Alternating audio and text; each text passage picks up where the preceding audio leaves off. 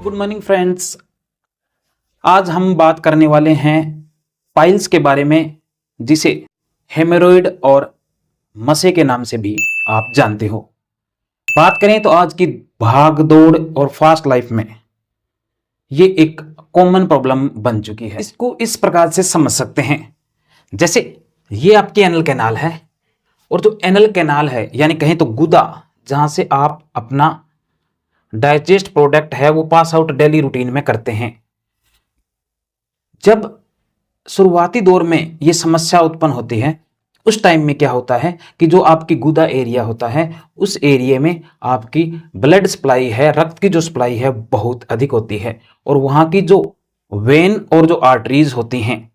जो oxygen supply करती हैं उस एरिया में, उस वेन और आर्टरी का कुछ ऐसी कंडीशन होती हैं जो मैं अभी आपको बताऊंगा। उन कंडीशन के कारण क्या होता है, उसका कुछ डायलेशन हो जाता है, वो थोड़ा सा फैल जाती हैं, और उस फैलने के साथ ही जिस व्यक्ति में कॉन्स्टिपेशन, कहें कब्ज अगर ज्यादा रहता है, लंबे टाइम से रहता है, तो उनमें ये समस्याएं और धीरे धीरे विकराल हो जाती हैं। इसमें होता क्या है कि जैसे ही स्टूल या लैट्रिन जिसको कहें वो कॉन्स्टिपेशन के रूप में पास होता है और बार बार वो हार्ड लैट्रिन है, वो आपकी गुदा की जो दीवार है जहां पे आपकी रक्त वाहिकाएं होती हैं, उन पे बार बार वो हार्ड होने की वजह से प्रेशर डालता है। जब पास होता है तो वो रगड़ पैदा करता है। जब एक बार रगड़ पैदा करता है, फिर अगले दिन फिर रगड़ पैदा करता है, और उस एरिया में, उस स्पेशल जगह पे बार बार रगड़ लगती है, और उस रगड़ लगने से वहां की जो अंदरूनी स्किन है वो छिल जाती है गुदा की, और वो गुदा की स्किन अंदर की छिलने की वजह से वहां से धीरे धीरे हल्का ब्लीड होता है, वहां से रक्तस्राव होता है, और उस रक्तस्राव को कंट्रोल करने के लिए एक दो बार शरीर उसको रक्तस्राव को अपने आप बंद कर लेता है, और बंद करने के बाद फिर क्या होता है, बार बार कॉन्स्टिपेशन या कब्ज हो रहा है, और उससे फिर वही प्रक्रिया चालू रहती है कि बार बार उस पे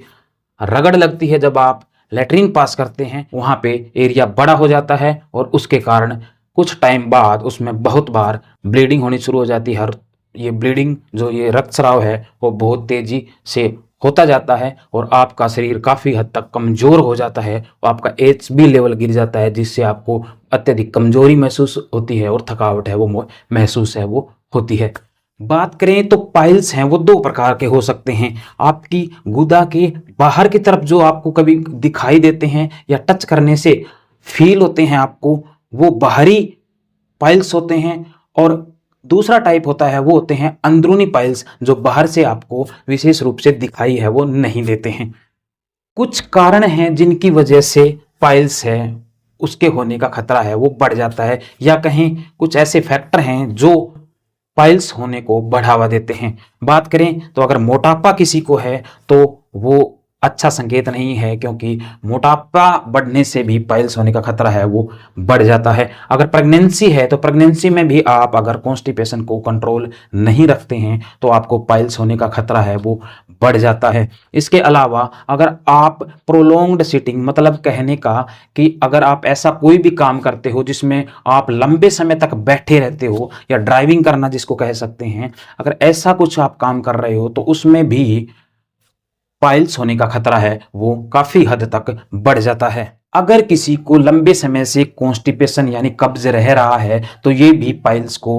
बहुत अधिक बढ़ावा देता है। इसके बाद बात करें तो अगर किसी को गुदा एरिया का कैंसर वगैरह है तो उस टाइम भी ये आपको पाइल्स हैं हो सकते हैं, क्योंकि वहां भी बार बार है वो कॉन्स्टिपेशन होने से आपको रगड़ लगती रहती है, तो उस वजह से भी आपको पाइल्स होने की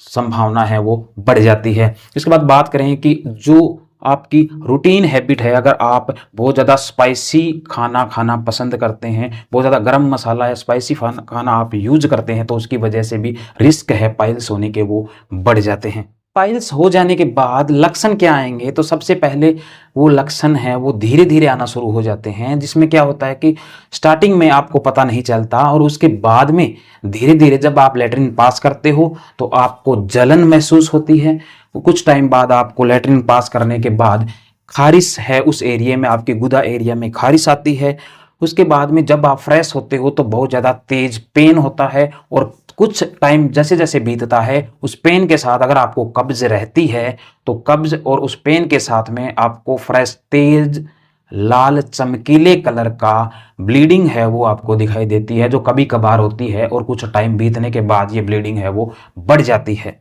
स्वेलिंग है वो आ जाती है। स्वेलिंग के साथ साथ आप डिस्कम्फर्ट फील करते हैं, अपने आप को कंफर्टेबल पोजीशन में फील नहीं करते हैं, क्योंकि आप सही तरीके से फ्रेश है उस डर की वजह से नहीं हो पाते हैं। उसके बाद बात करें तो जो ब्लीडिंग अगर बार बार होती है, ब्लड जाता है, तो उसकी वजह से आपकी बॉडी के जो आपके रक्त के अंदर HB लेवल है वो कम हो जाता है, और HB लेवल अगर कम हो जाता है तो उसकी वजह से आपको काफ़ी हद तक कमजोरी महसूस होती है, और आपको चक्कर आना जैसी जो साइन सिम्टम है जो है वो दिखाई देते हैं। कैसा लगा आज का टॉपिक आपको? इसके बारे में हमें कमेंट बॉक्स में कमेंट कर कर अपनी राय जरूर दें। अधिक से अधिक हमारे चैनल को लाइक, शेयर और सब्सक्राइब करें। अगर आपकी हेल्थ से संबंधित कोई भी समस्या है तो आप हमें कमेंट बॉक्स में कमेंट करके जरूर पूछ सकते हैं। तब तक के लिए स्वस्थ रहें, मस्त रहें, take care and bye bye.